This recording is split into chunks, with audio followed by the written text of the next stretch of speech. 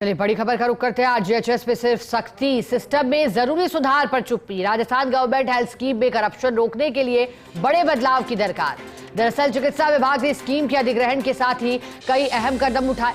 योजना में गड़बड़ी करने वाले 80 से अधिक कार्मिकों पर निलंबन की गाज गिर चुकी है। इसके साथ ही 19 लोगों के खिलाफ गबन के आपराधिक मुकदमे दर्ज, 40 करोड़ की वसूली। हालांकि विभागीय रिकॉर्ड को देखें तो आईपीडी के केसों में काफी हद तक गड़बड़ियों पर लगाम, लेकिन ओपीडी फार्मेसी जांच के नाम पर अभी भी लगातार गड़बड़ियों के मामले सामने आ रहे हैं। हालात ये है कि सालाना 4,300 करोड़ रुपए के खर्च में 50% ओपीडी फार्मेसी जांच में खर्च हो रहा है। ऐसे में जरूरी है कि ओपीडी फार्मेसी जांच की व्यवस्था में करप्शन रोकने पर गंभीरता से विचार हो।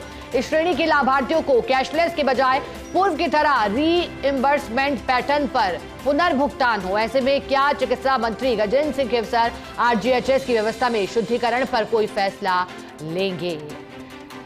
और RGHS Rajasthan government health schemes, वाकई चिकित्सा क्षेत्र में ये नाम आपको सुनाई देता रहेगा और इस नाम के साथ बहुत सी चीजें जुड़ी हैं।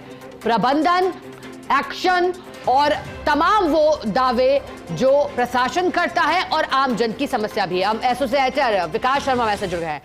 विकास, आरजीएचएस में सख्ती और चुप्पी की बात भी और एक्शन की बात भी ये रिपोर्ट आपकी और खबर करती भी। अब क्या लगता है विकास, आरजीएचएस को लेकर जो आम जनता की परेशानी है, अब एक्शन के बाद उनका हल हो पा रहा है या फिर अभी भी कुछ शेष दिखाई दे रहा है? विकास, आपकी नजर में आपको?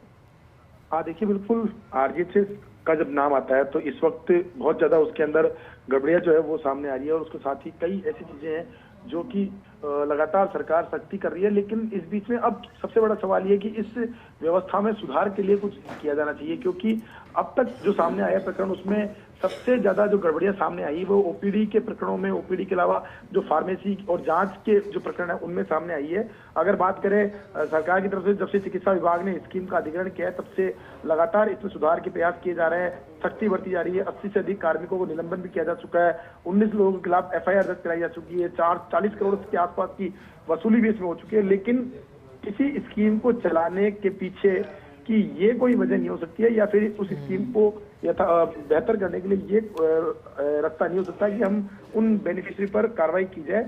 उससे बेटर ये भी हो सकता है कि इस स्कीम का डिजाइन जिससे किया जाए कि उसमें कम से कम गड़बड़ी हो, और इसके लिए सबसे जरूरी अगर हो गया वो हो गया है कि ओपीडी फार्मेसी जांच का जो पैटर्न है उसमें कुछ बड़ा बदलाव किया जाए, जिससे कि जो करप्शन जो है, खुलेआम करप्शन जो हो रहा है उसको रोका जा सके। अगर बात करें इस स्कीम की 4300 करोड़ रुपए का पिछले साल खर्चा हुआ था, जिसमें 50% आसपास खर्चा जो है ओपीडी फार्मेसी जांच के नाम पर हुआ था। तो ऐसे में जो अधिकारी है वो भी, उनका भी मानना यह है कि अगर पूर्व की बात अगर कैशलेस की बजाय इस पूरे जो ओपीडी का पैटर्न है, ओपीडी फार्मेसी जांच का जो पैटर्न है उसको रिम्बर्स पैटर्न पर किया जाए तो इसमें काफी हद तक करप्शन जो उसको रोका जा सकता है। लेकिन इसके लिए हाई लेवल की मंजूरी जरूरी है। कई सूत्रों के माने तो इस पूरे मामले में एक प्रस्ताव बना के भेजा गया है जिसमें कि रिम्बर्स पैटर्न को वापस से शुरू करने का प्रस्ताव दिया गया है, लेकिन फिलहाल उस पर भी कोई फैसला नहीं लिया गया है, जिसके चलते जो योजना है उसमें बेनिफिशियरी है वो अब योजना का लाभ लेने से भी डरने लगे हैं, क्योंकि अगर वो लाभ लेने के लिए जाए तो उनको डर लगता है कि कहीं कोई क्वेरी नहीं निकल जाए, कोई आपराधिक कृत्य में उनका नाम नहीं आ जाए। तो इस वक्त जो योजना है उसको लेकर काफी हद तक असमंजस की स्थिति में बेनिफिशियरी भी है। तो ऐसे में उम्मीद यही है कि इस स्कीम को जिस तरह की सोच के साथ, जिस तरह की विचार के साथ इसको लागू किया गया था उसमें सख्ती जरूरी है, हर तरह सख्ती की जानी चाहिए, लेकिन साथ में कुछ सुधार भी ऐसे किए जाए जिससे कि जो गड़बड़ियां हैं उस पर लगाम लगाई जा सके। जी बिल्कुल विकास, आपने ठीक कहा, गड़बड़ियों पर लगाम लगाना जरूरी है और ऐसे में लगातार कदम उठाने की बात आपने की। बहुत शुक्रिया विकास, आपका साथ जुड़ने के लिए, खबर पर विस्तार से जानकारी देने के लिए।